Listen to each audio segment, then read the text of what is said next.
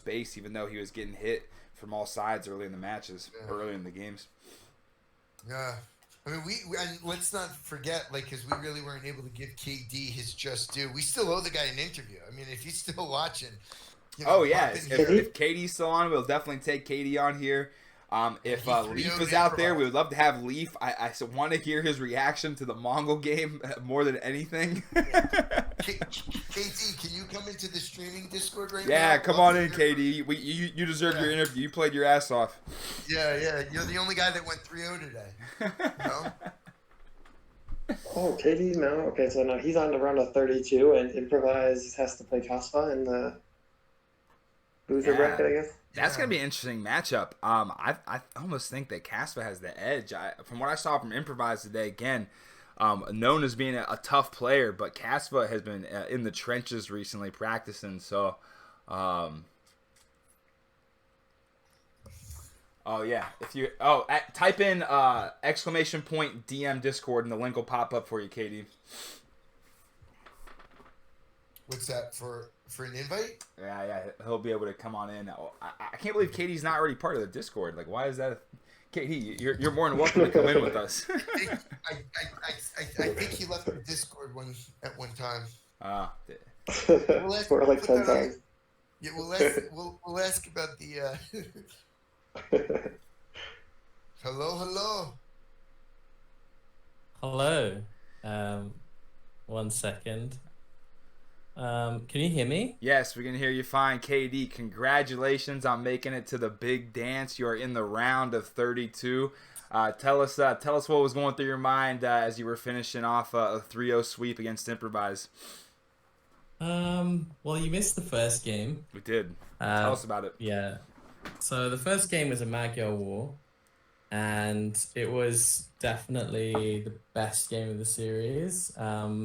It was just so well fought. Credit to Jordan. He had 3 relics to my 2, and it just boiled down to like gold positioning, hills, and then finally trees, which is basically where I managed to sort of sweep him off of his hill at the end. But to be honest with you, I think it would have boiled down to that. And it's definitely a worthwhile watch if you get a chance.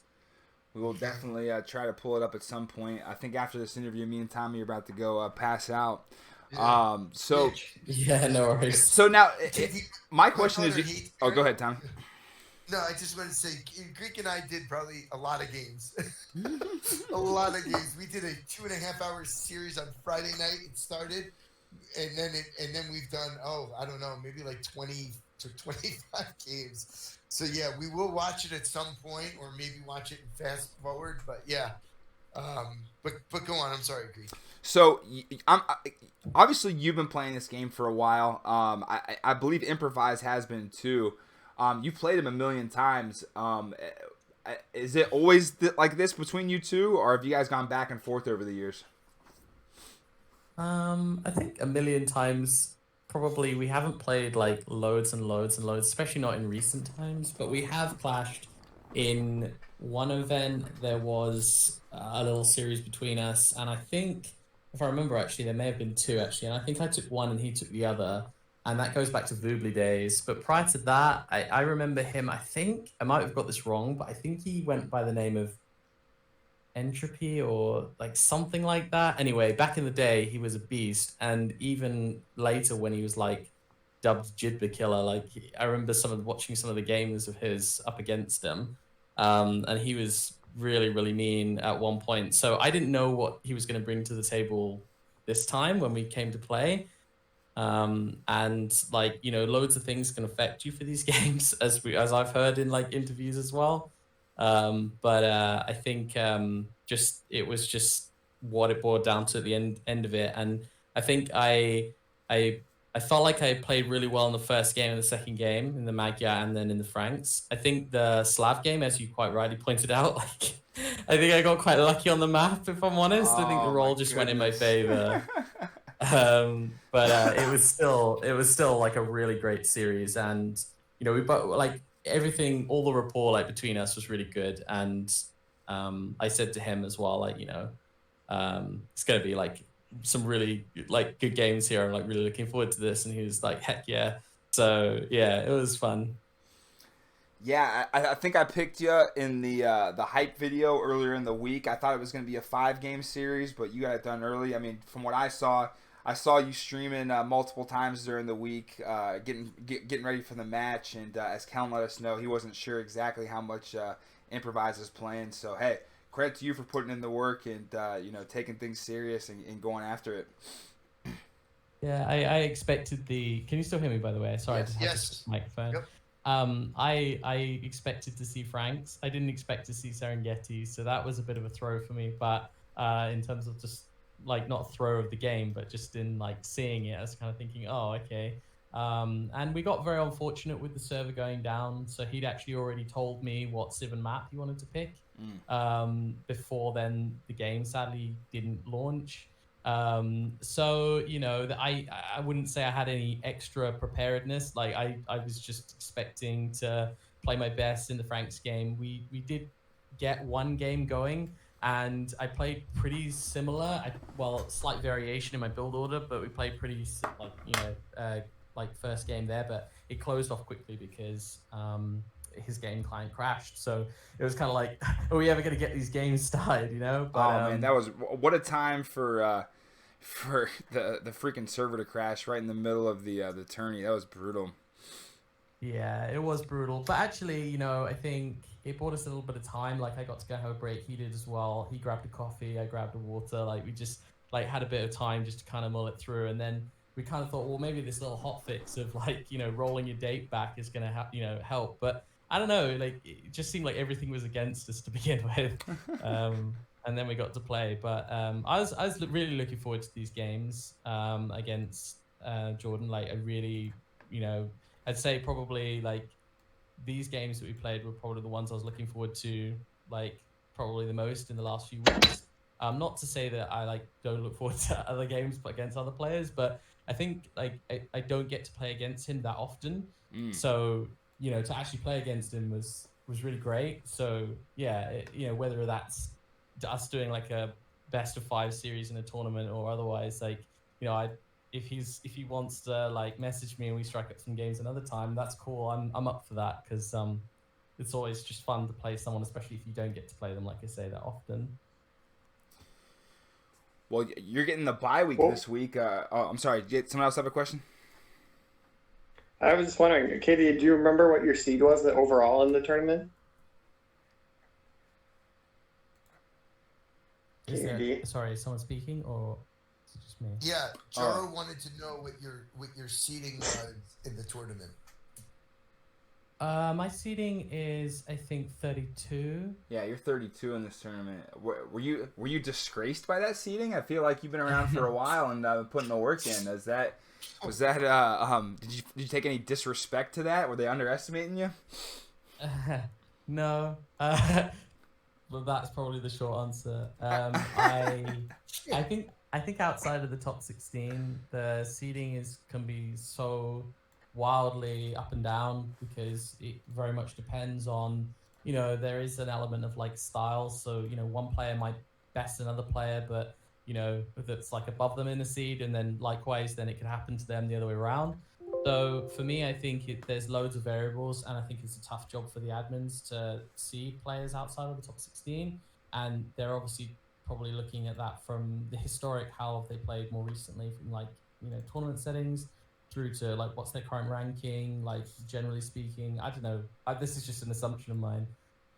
But I think generally speaking, I think they did a good job in like doing like the seeding. I don't feel in any way put down by it. To be honest with you, I hadn't, up until the tournament, I think my focus was a little bit off. So I think I've been playing a little bit back and forth, where I've been playing like really well, like in my opinion, and then playing not so well, again, in my opinion. So other people might agree in that, but I feel like recently I've been quite on point with some of my games. So I was glad to come into this series feeling that. So yeah, well, you did have most... Oh, sorry, go. I was just wondering. I'm just trying to. I don't know why.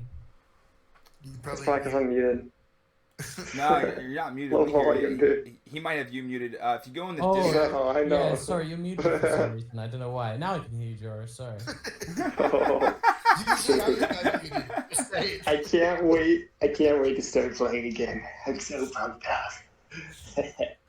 All right. I was just gonna say that I would suspect that since Improvise was the 24 seed, that you probably, that when the reseeding happens, that you'll be a higher seed, which just makes it interesting to, is there someone that, obviously moving on to the round of 32, is there someone that maybe you're looking, you're hoping you get matched up against? I don't think there's anyone I'm necessarily hoping. I did kind of briefly, that crossed my mind for like a second as I came away from this series. Like, oh, what's next? Because nothing's, I guess, plotted yet. But no, there isn't anyone that I'm kind of just hoping for. I think what I'm hoping for most is that I just bring my best game. I think sometimes in the past, especially, given tournaments, I probably underperform rather than overperform. So I guess at the end of the day, as I say, I'm just happy to be into the kind of final 32 now, main event, and to actually get a chance to just play whoever really. And I just, again, hope I just bring my best game. So I don't think there's a given player. There's so many players, so many great players as well. Yeah, it's Yeah. unfortunate the way some of these pools went up. There's a lot of good players that are knocking each other out, and only a couple from each one are going to get a chance to advance. And KD, this is the first time I think I've talked to you directly, and you seem like a really nice guy. So yeah, you probably don't have any grudges like me and Tommy create for ourselves. So Yeah. good for you for being a good guy. Yeah. We're all about creating animosity and creating feuds. It just adds to the games, But That's why I like this stream, dude.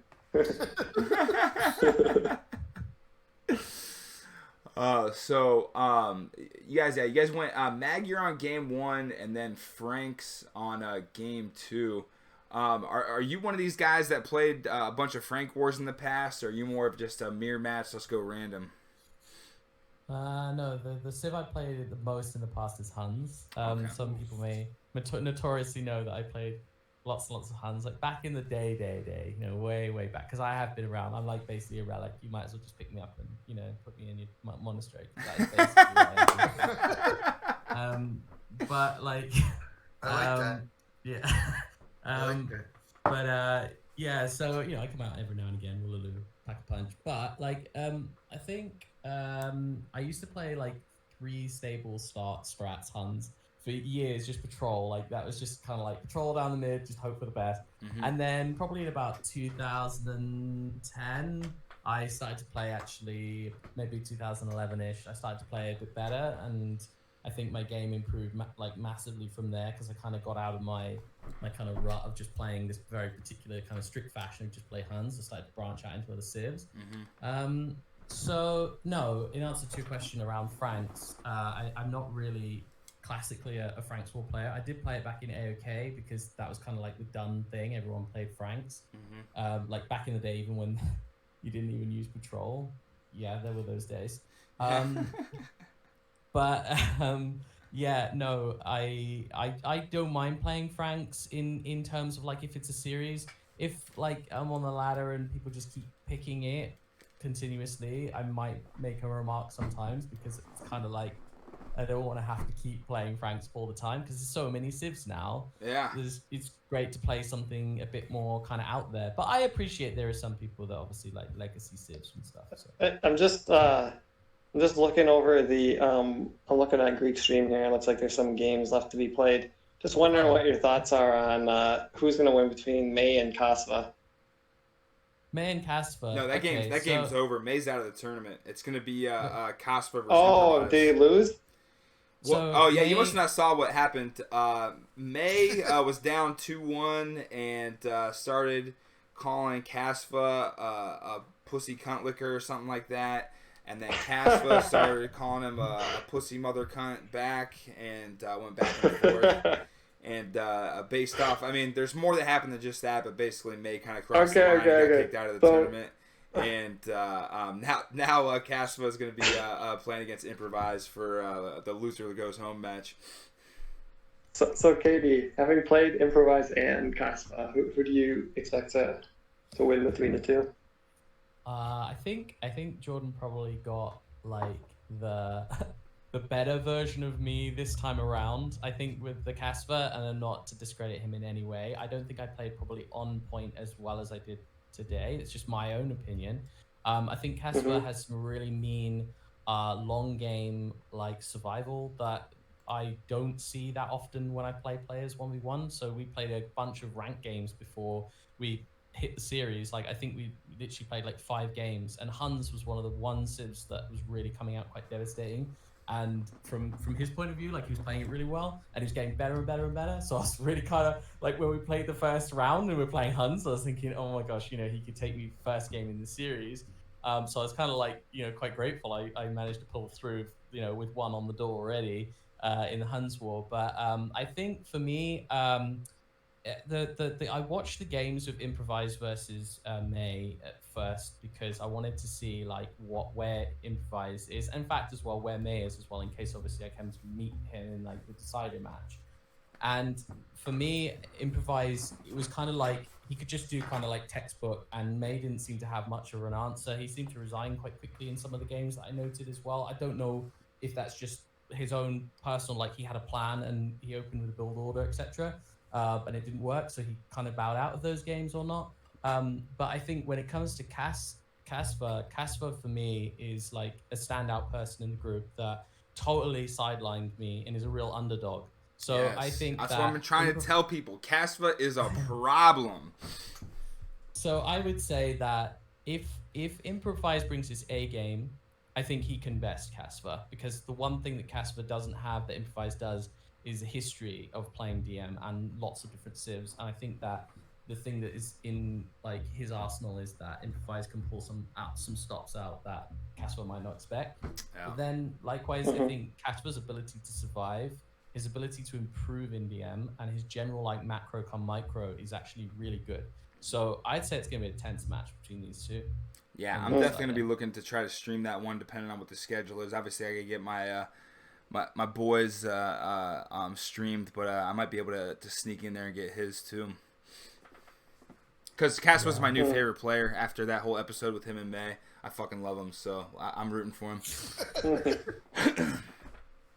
I think Casper can be a real like underdog coming through here, and I think people aren't as I say, I think he can pack a punch, and if he keeps playing DM at the same speed he was playing when we came to play, I think he could do really well. I think if he gets too distracted and just goes back to playing RM, which I can see why, because he's like what top 20 Yeah. RM 1v1, then sure, he might not bring his absolute A game if he, as I say, doesn't practice in the same way he was. But I think Jordan probably is going to walk away from this and be kind of thinking like, oh, maybe a bit more preparedness I need, because I haven't seen him playing, but that doesn't mean he hasn't been training in like 1v1s that I haven't seen, different name, different place, whatever, private games. But I think that versus Casper, I just don't underestimate him, because he took 2 off me, and I actually thought in the Lith game, there was a chance he could have taken 3 off me. So he got a bit unlucky with not building palace at the beginning, because actually if you look at the map on that Lith game, the way that the hill placement was, actually he had a very defensible position, and he had more access to relics than me. And generally speaking, on 4 lakes, I was kind of sweating it after we played the Burgundians game, because I actually felt quite confident in my Burgundians play at that point. I was thinking, I think I'm going to do pretty well here. And I came up against him, and he slapped me in that game. And he managed to take the pools on either side as well. He put fire ships in or something, I think it was fire ships. And he was like mopping up anything that I tried to, so like put all my eco central. And I just wasn't expecting it. I don't know why I picked 4 lakes as a home map for that one. But Burgundians was a bit of a wild card civ. I think in that moment I just thought, what do I want to play? What am I going to like most look forward to against Casper? I thought, let's see how like this civ is for him.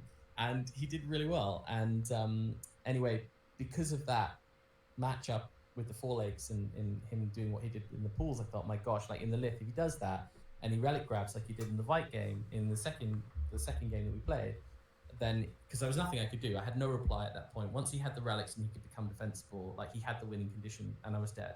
But I thought if he could do that in the late game, it's over for me. But I feel like the things went in my favor that game, that series. And the last thing I'll say is that I didn't feel like my game was as on point then as it was today. But like it can swing in roundabouts. Sometimes they can just get they're just on it that day, and maybe you're slightly off, and they can really devastate you. So for me, it's just going to be about like really trying to keep my A game. So sometimes you're hot, sometimes you're not. Tommy, do you got anything else for our guest that's making it onto the big dance? I want to say congratulations. Again, I think you played the best Frank game that we saw today. It was the most. You delivered the best and fastest results in that game. I thought that was the most complete game that we saw from all the Franks today. My personal opinion. It was the second best game to watch all day. Yeti, I don't know if you were watching KD, but Yeti's Mongol strategy was the best thing I've seen so far in the tournament. That was fucking great. But nothing to take away from KD getting a 3-0 sweep, playing in the big dance. Definitely follow this guy through the tournament if you're still watching out there. He's putting in the time. He's watching all the recs. He's scouting players out, and he's going to be ready to come in every matchup. If you do not follow KD on Twitch, make sure to check out his channel. It's just major_KD, right? That's right, yeah. And I probably stream on average maybe about 3 times a week. Do you have a certain schedule, or is it just whenever? Well, no. Like, it's probably around kind of 5-6 GMT weekdays. Okay. On average, and then on a weekend it varies. So yeah, that's why I say sort of 3 days a week, because though I usually probably weekdays is when I'm more likely to stream consistently. Because I usually what I do is I just finish work, and then like I might say backwards, but actually I play Age of Empires to wind down. So I go and play some competitive games and then just wind down, like just but yeah. Hey, fair enough. Well, hey, we appreciate you coming on. Again, congratulations, and we're definitely wishing you luck. We'll be following you. The next games